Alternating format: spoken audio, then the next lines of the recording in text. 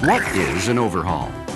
It is a series of operations comprising disassembly of a vehicle component, such as an engine, a transmission, or a carburetor, into parts, inspecting each of the disassembled parts, repairing or replacing the defective ones, and reassembling the parts into an integral component that provides the designed functions. In components with complex functions, such as engines, internal defects are difficult to detect from the exterior. Such components must be overhauled to locate and eliminate the defects. This video will show you the procedures and cautionary requirements for overhauling an engine, a vital part of the automobile.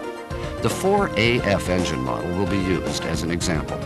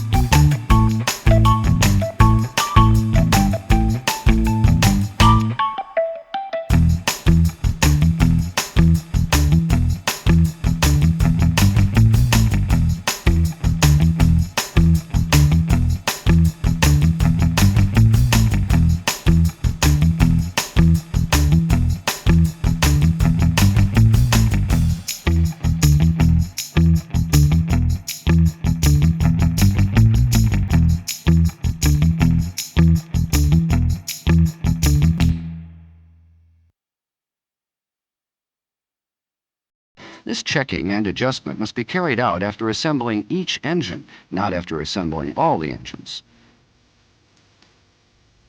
These are the general procedures for overhaul. Each step contains various cautionary requirements that must be met. Now, let's look at the procedures in detail, step by step.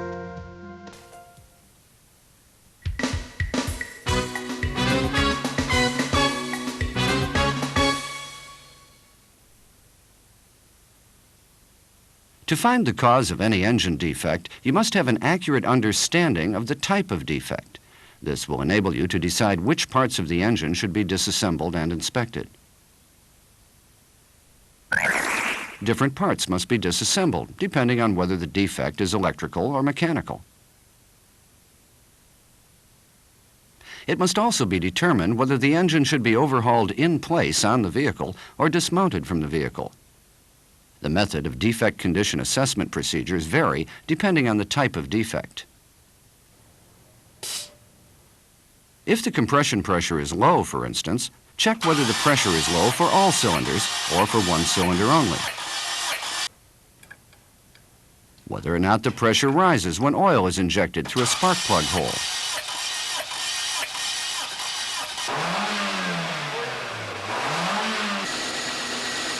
And whether or not cooling water bubbles in the radiator when the engine speed is increased. If the exhaust is white or bluish-purple, oil loss via a piston ring or a valve guide is likely. In such a case, check whether or not the exhaust is a vapor.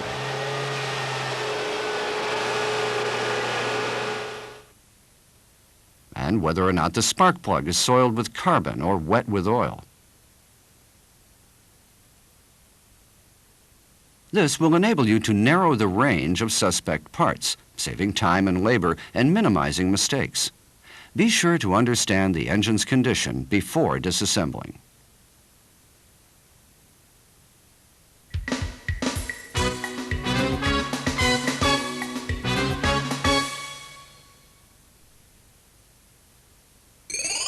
The 4AF gasoline engine is composed mainly of these parts. You will learn the specific procedures for disassembling 3 sections of the engine: the timing belt, the cylinder head, and the cylinder block. First, how to remove the timing belt.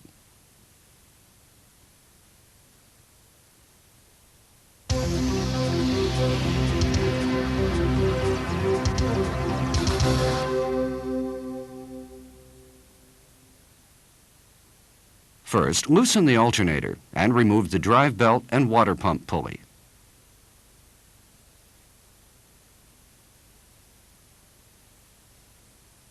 Then, remove the spark plugs using an appropriate SST. For each cylinder, check the spark plug for carbon deposits and signs of burning.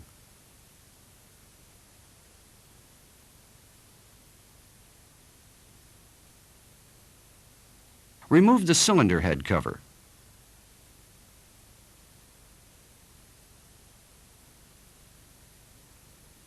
Turn the crankshaft in the running direction to align the timing marks on the camshaft timing pulley and crankshaft timing pulley. Position the number 1 cylinder at compression top dead center. Remove the crankshaft pulley using 3 different SSTs. First, loosen the crankshaft pulley bolt, then remove the pulley.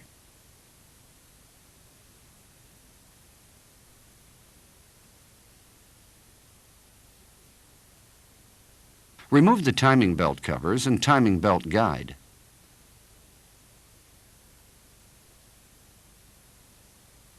At this time, with chalk or a similar marker, draw an arrow showing the rotating direction on the rear side of the timing belt and idler pulley. This enables keeping the same fit of the timing belt.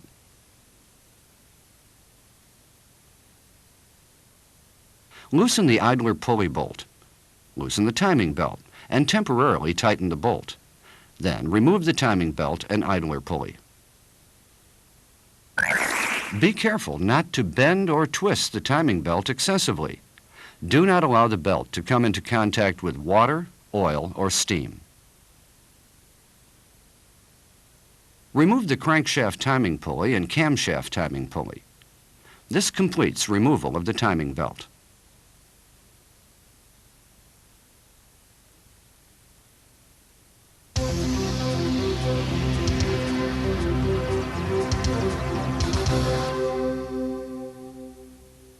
Next, the cylinder head is removed. Remove the distributor, water pump, alternator, carburetor, and manifolds in advance. Measure the camshaft thrust clearance. To do this, attach a dial gauge vertically to the camshaft end and move a screwdriver back and forth in the clearance. The standard clearance values are shown here. If the clearance exceeds the maximum permissible value of 0.11 millimeters, replace the camshaft or the cylinder head. Remove the intake and exhaust camshafts. Turn the intake camshaft until the service bolt hole comes to the top.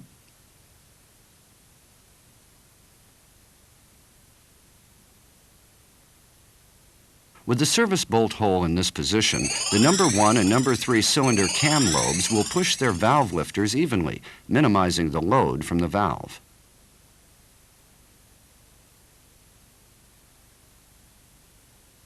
Then remove the number 1 bearing caps of the intake and exhaust camshafts and remove the oil seal.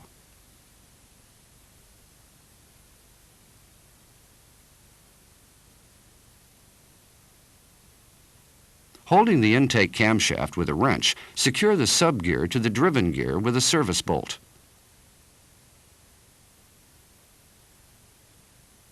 Remove the intake camshaft bearing caps in this order: number 5, number 2, number 4, and number 3.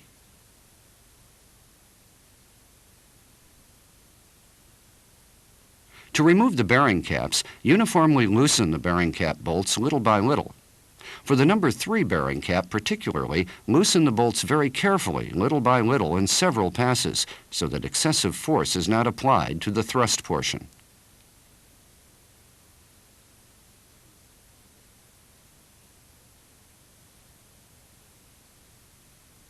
To remove the subgear by removing the intake camshaft, mount the hexagonal wrench head portion of the camshaft to a vise using a protector made of aluminum or the like. Insert 2 bolts in the service holes of the camshaft subgear as shown. Inserting a screwdriver between the 2 bolts, remove the service bolt while removing the camshaft. Remove the snap ring using an SST. Remove the wave washer, subgear, and camshaft gear spring. Since the subgear is retained by the camshaft gear spring, be sure to fix the subgear with a service bolt. Then remove the camshaft.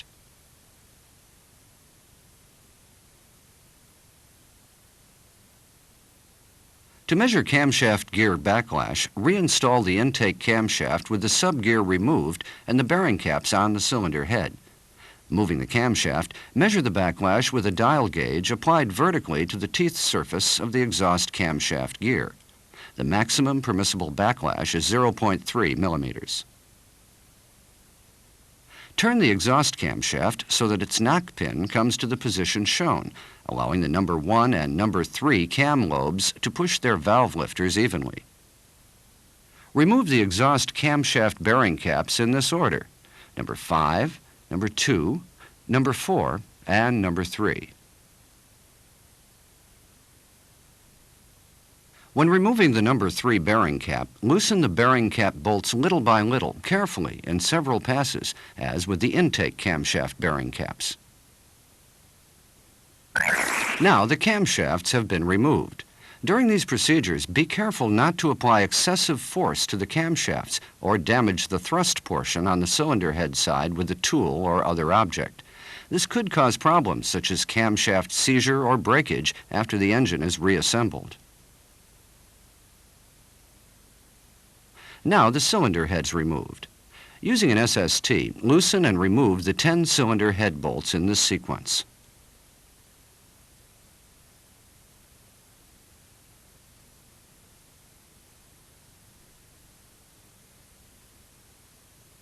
Then remove the cylinder head and gasket, taking care not to scratch the cylinder head and cylinder block surfaces.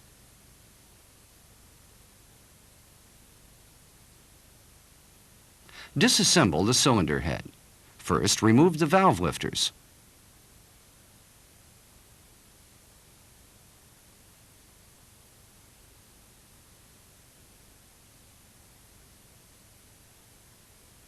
Using an SST, release each valve spring retainer lock. Then, remove the valves, valve spring retainers, compression rings, and valve spring seats. Remove the oil seals. This completes cylinder head removal.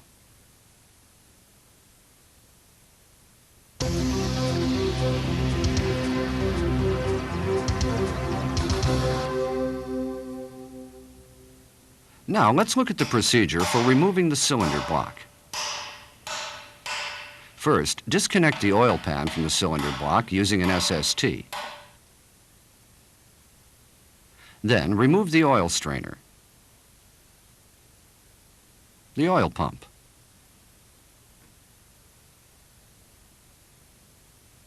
and rear oil seal retainer. Measure the connecting rod thrust clearance with a dial gauge attached to the connecting rod cap. The standard thrust clearance is 0.15 to 0.25 millimeters, and the maximum permissible clearance is 0.30 millimeters. If the clearance exceeds the maximum value, replace the connecting rod with a new one. Before disassembling the cylinder block, stamp a match mark on each connecting rod and bearing cap.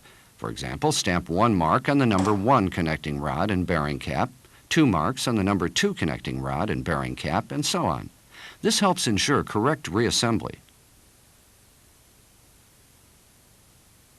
Remove each bearing cap and place a short vinyl tube on each connecting rod bolt so that bolts do not scratch the cylinder bore surface. Carefully remove the piston and connecting rod assemblies from the cylinder block.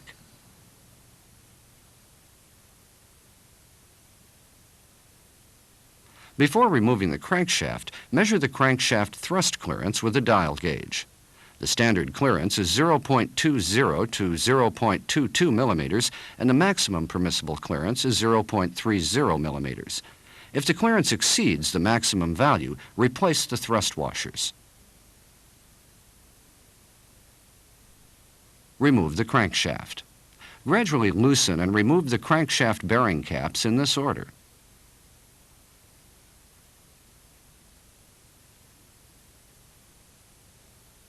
Then remove the upper bearings and thrust washers. Arrange the removed bearings, bearing caps, and thrust washers in order so that they can be reinstalled in their correct positions.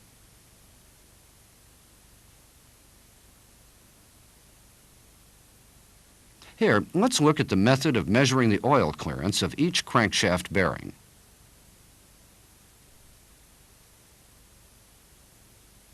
Install the upper bearing on each bearing cap, aligning the oil holes.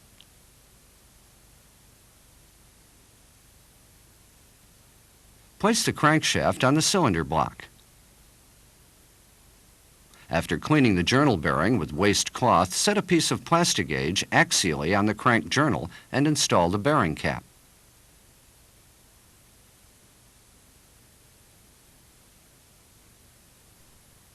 Apply a thin coat of engine oil to the threads and bearing surface of each bolt.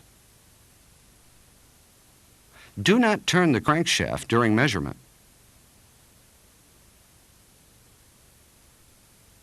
The cap tightening torque is 610 kilograms per centimeter.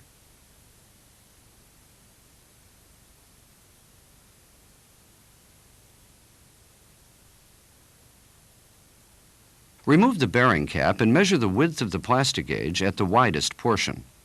The standard oil clearance is 0.015 to 0.033 millimeters, and the maximum permissible clearance is 0.10 millimeters.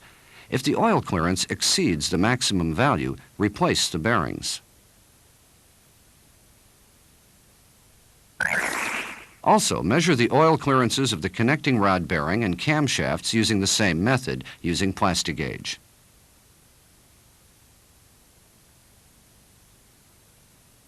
Finally, disassemble each piston and connecting rod assembly. Remove the piston rings using a piston ring tool.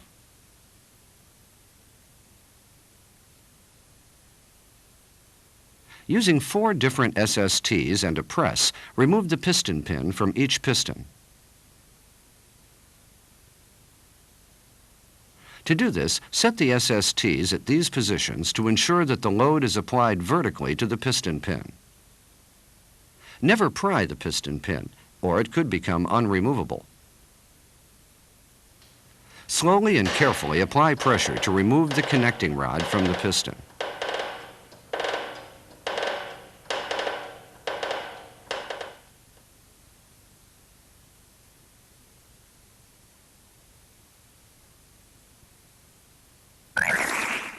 This completes cylinder block removal.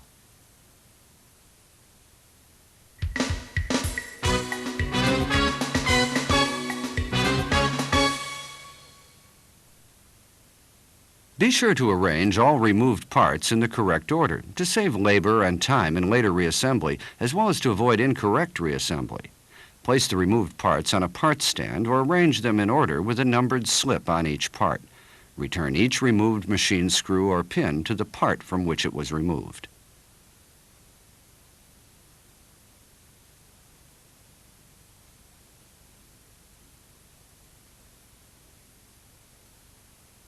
Disassembled parts must also be cleaned. Check each part for carbon deposition and flatness and clean it. If parts are inspected without cleaning, it is difficult to find defects. In addition, foreign matter may adhere or enter during inspection, adversely influencing the performance of the reassembled engine. Washing and cleaning are extremely important in maintenance work.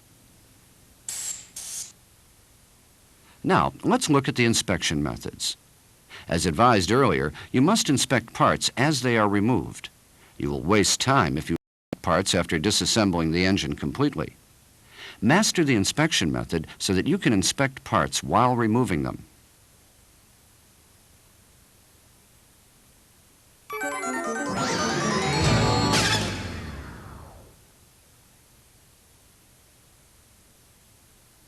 Let's begin with inspection of the timing belt.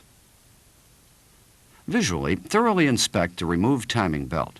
If the belt is broken, improper installation is the likely reason. Cracking or damage to belt teeth indicates camshaft seizure. Cracking or noticeable wear of the belt face indicates timing belt idler seizure. If any of these defects is found, inspect the parts suspected of causing the problem.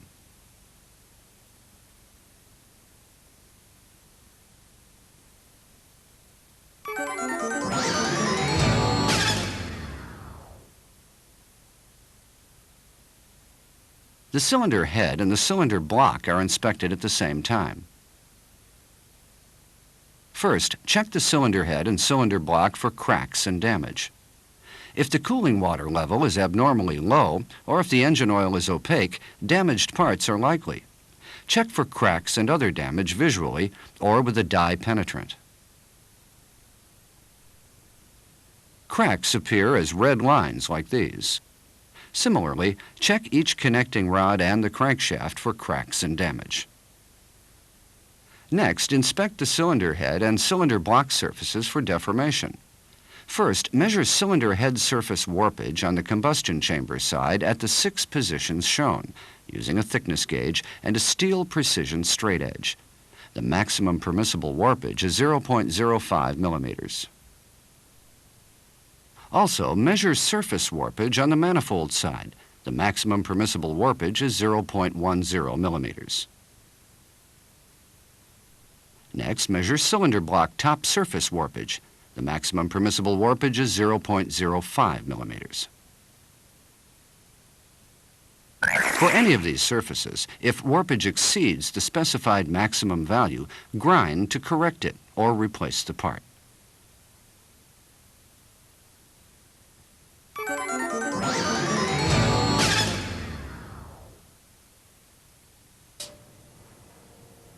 If compression pressure is abnormally low or there is oil loss via the valve guides, the valves must be inspected.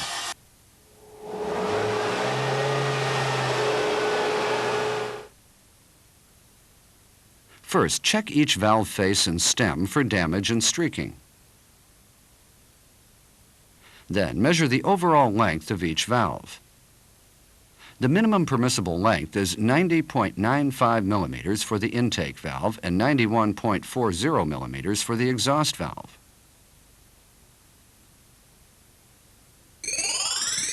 Also, measure the outside diameter of each valve stem. The minimum permissible diameter of the stem is 5.930 millimeters for the intake valve and 5.925 millimeters for the exhaust valve. If any of these measurements is smaller than the specified minimum value, replace the valve.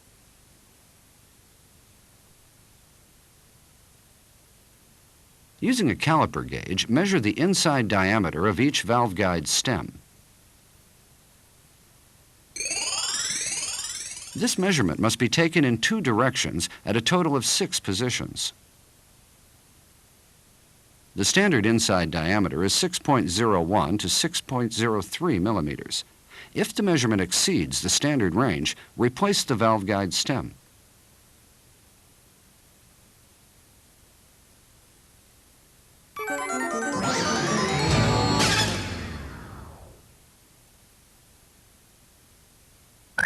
If there are no abnormalities in the valves and valve guide stems, inspect the valve seats. Valve seats should also be inspected after valve replacement.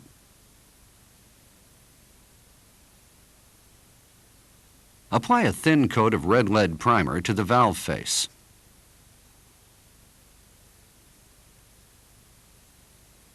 Lightly press the valve against the seat. Then check that the seat contact is at the middle of the valve face in a constant width along the entire circumference. The standard contact width is 1.0 to 1.4 millimeters. If the contact width is outside this standard range, correct the valve seat.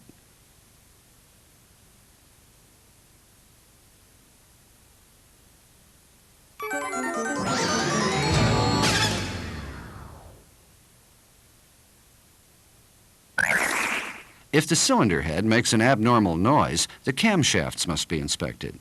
This inspection must also be carried out whenever the cylinder head is disassembled for overhaul. First, check each camshaft for circle runout using V-blocks and a dial gauge. Circle runout can be determined from the deflection of the dial gauge. The maximum permissible runout is 0.04 millimeters. If this maximum value is exceeded, replace the camshaft.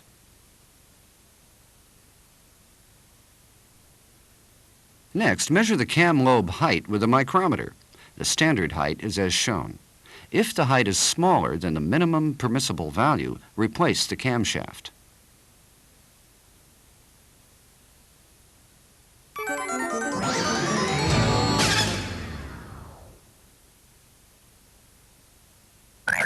Wear on the cylinder inside wall can be determined from the compression pressure measured before disassembly.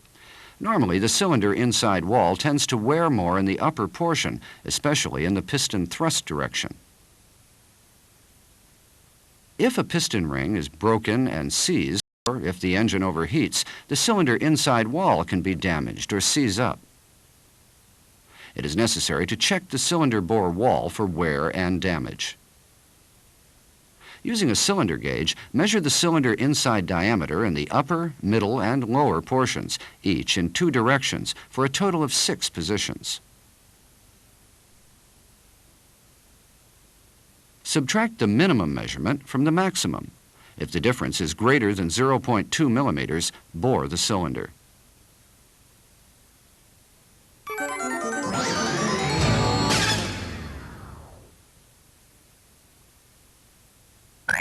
If the engine overheats, or if the crankshaft does not rotate, each piston must be checked for damage and deformation. First, using a micrometer, measure the piston outside diameter.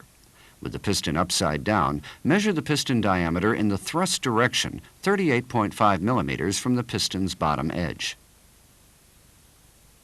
Subtract this measurement from the minimum cylinder bore diameter measured in the thrust direction. If the difference exceeds the permissible range of 0.06 to 0.08 millimeters, replace the piston or the cylinder block. If oil consumption is high due to oil loss via the piston ring, or if compression pressure is low, check each piston ring for damage, wear, or seizure. The clearance between each piston ring and ring groove must also be measured. Insert a thickness gauge into the ring groove through the gap between the ring and the groove wall and measure the clearance along the entire circumference.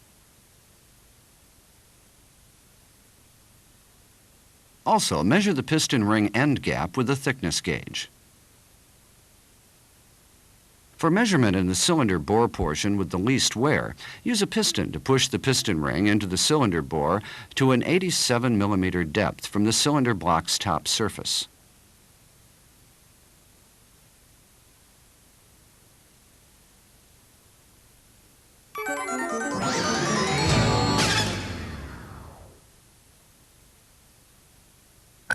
Now the crankshaft will be inspected.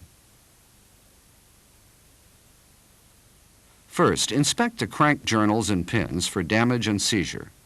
Then, using V-blocks and a dial gauge, measure the circle runout of the crankshaft. The circle runout can be determined from the deflection of the dial gauge as the crankshaft is rotated once. The maximum permissible runout is 0.06 millimeters.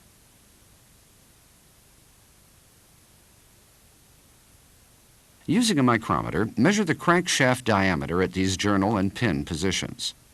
Calculate out of roundness and taper. At both journal and pin positions, the maximum permissible out of roundness and taper values are 0.02 millimeters. If there is conspicuous streaking or seizure on the crankshaft, or if circle runout or uneven wear exceeds the specified limit, replace the crankshaft. You have studied the major inspection methods of disassembled parts. Various other inspections may be required depending on the problem. Master proper inspection methods with reference to the repair manuals.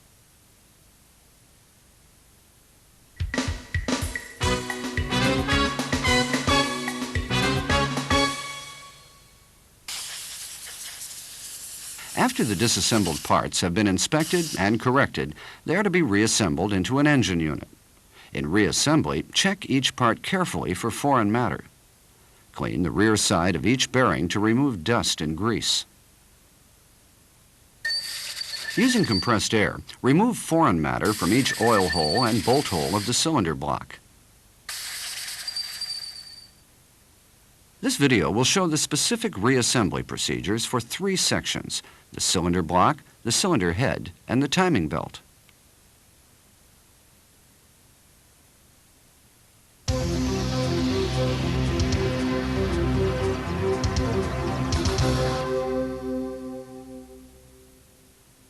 Let's begin with piston part assembly.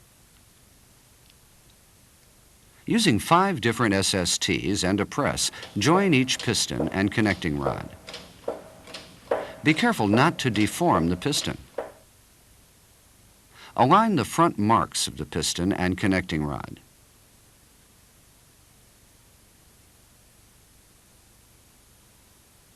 Install bearings in the connecting rod and bearing cap. At this time, be sure to install the correct bearings matching the numbers.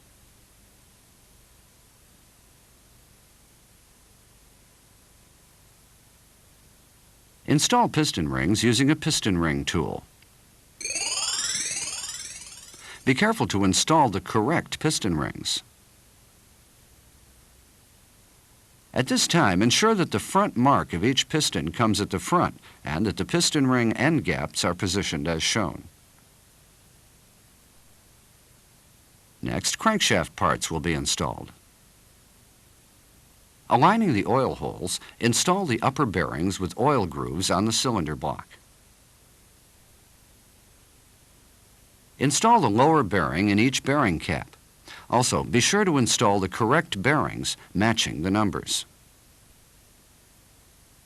You can select the correct bearing this way. Add the numbers stamped on the cylinder block to the number on the crankshaft and select a bearing having the same number as the sum.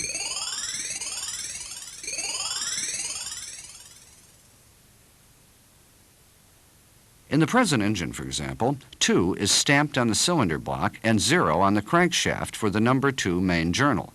2 and 0 make 2. Therefore, the appropriate bearing number is 2. Correct bearings for other cylinders can be selected in the same way.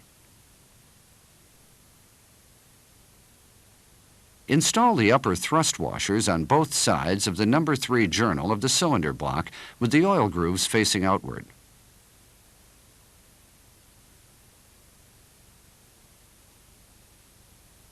Lubricate the bearings in the cylinder block with engine oil and install the crankshaft. Then, install the flanged lower thrust washers on both sides of the journal of the number 3 crankshaft bearing cap with the oil grooves facing outward.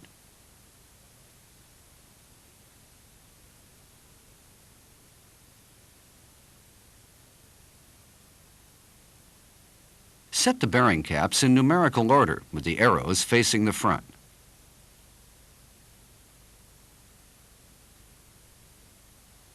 Apply a thin coat of engine oil to the threads and bearing surface of each bearing cap bolt and temporarily tighten the bolts little by little in several passes. Then tighten bolts to the specified torque, 610 kilograms per centimeter. After that, check that the crankshaft turns smoothly. Install the piston and connecting rod assemblies. First, lubricate each cylinder bore and piston with engine oil. Be sure to lubricate the crank pins as well.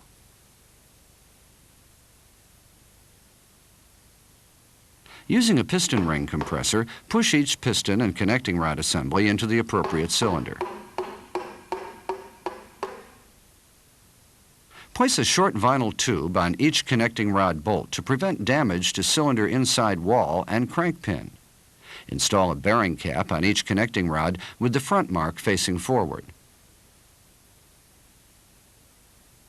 Temporarily tighten the bearing cap nuts uniformly, little by little, in several passes. Confirm that the mated bearing cap and connecting rod have the same match mark, which was stamped in disassembly. Tighten the nuts to the specified torque of 500 kilograms per centimeter. Measure the connecting rod thrust clearance. Then check that the crankshaft turns smoothly. Now, let's look at the method of installing the cylinder head.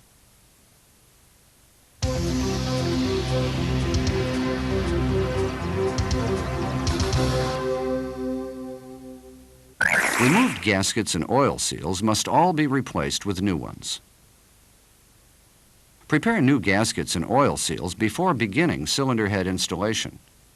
First, install the oil seal, valve, spring seat, valve spring, and valve spring retainer in the cylinder head. Using an SST, install the valve spring retainer lock.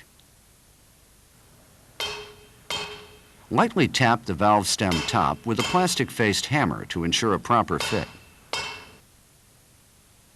Install the valve lifter and shim. Place the cylinder head gasket on the cylinder block in the correct orientation and on the correct side.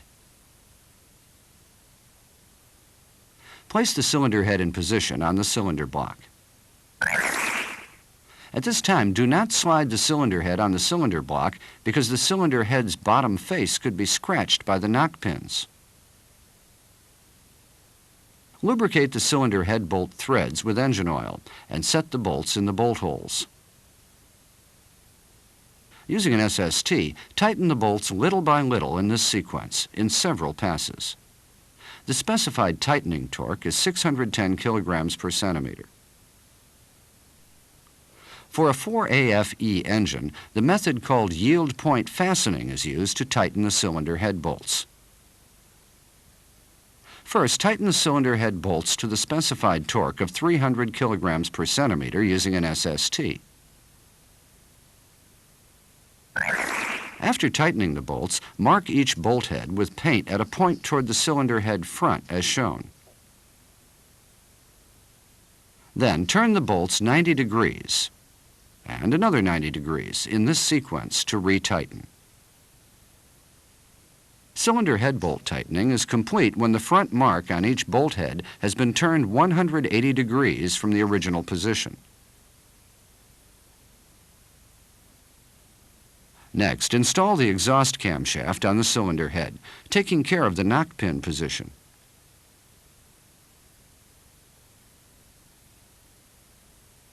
Apply seal packing to the number 1 bearing cap of the exhaust camshaft at the position shown and install the bearing cap in the proper position on the cylinder head. Install the remaining camshaft bearing caps on the cylinder head and tighten the bolts to a torque of 130 kilograms per centimeter in this sequence.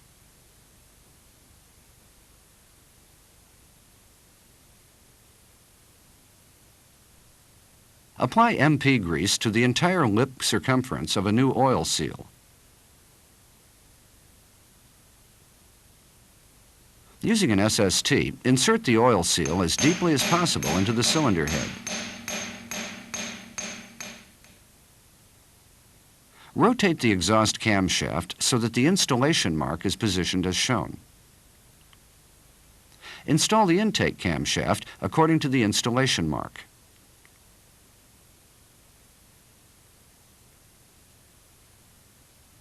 Install the number 3 bearing cap. Carefully tighten the bearing cap bolts little by little in several passes. Install the remaining bearing caps in this sequence. The specified tightening torque is 130 kilograms per centimeter. Remove the service bolt that fixes the subgear and tighten the bolts of the number 1 bearing cap.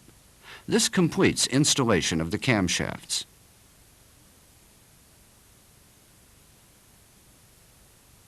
The oil pan will now be installed. Apply seal packing to the oil pan continuously. For the bolt holes, apply it inside. Then, before the seal packing has dried, install the oil pan on the cylinder block.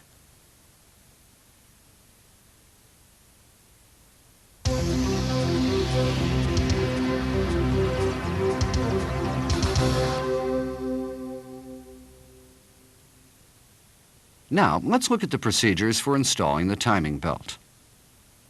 Install the camshaft timing pulley and crankshaft timing pulley. Temporarily install the idler pulley of the timing belt and install the tension spring.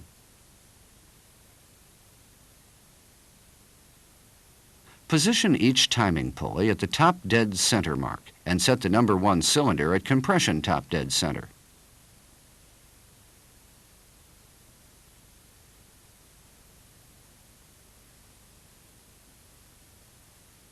Install the timing belt in the correct direction while checking the arrow mark put on the belt when it was disassembled.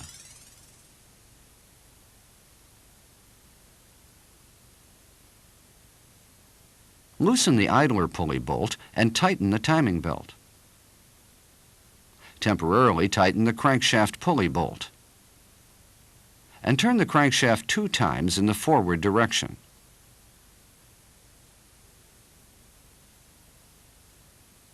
Tighten the idler pulley bolt. Then check the timing marks for alignment.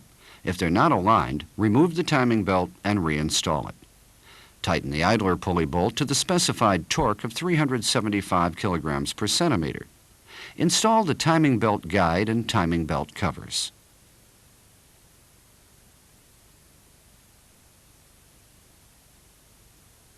Using SSTs, tighten the crankshaft pulley bolt while fixing the crankshaft pulley.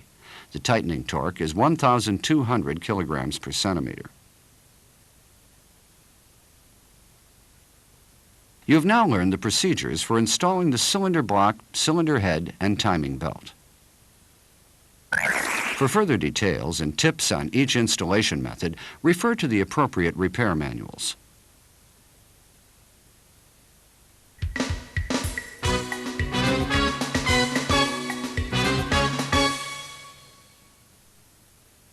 When the engine has been reassembled, each part must be checked for normal function. Here, you will learn the minimum requirements of this check.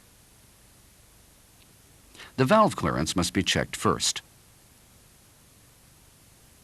Tighten each camshaft bearing cap to the specified torque of 130 kilograms per centimeter. Then, measure the valve clearance at the positions shown. The standard clearance is 0.15 to 0.25 millimeters for the intake valve and 0.20 to 0.30 for the exhaust valve.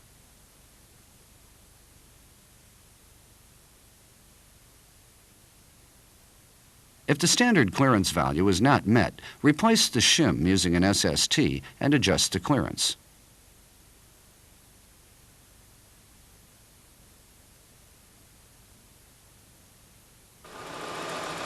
An ignition timing check is also important. Check the ignition timing using a tune-up tester and a timing light.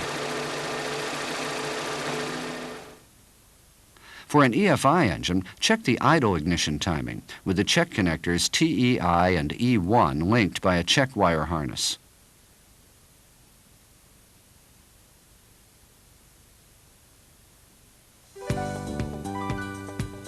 Engine overhaul is now complete. Finally, let's review the entire workflow of an engine overhaul.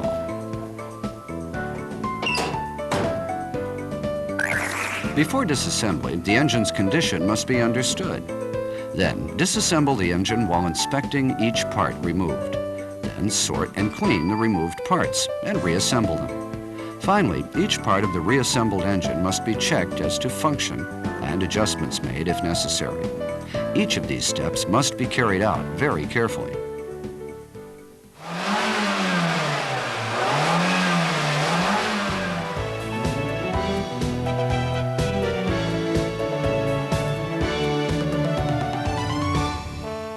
Engine problems can be rather complex since they can be due to a variety of factors. The key to proper overhaul is to precisely understand the nature of the problem so that you can save labor and time and avoid possible mistakes. Improve your skill in overhaul, observing the basic rules.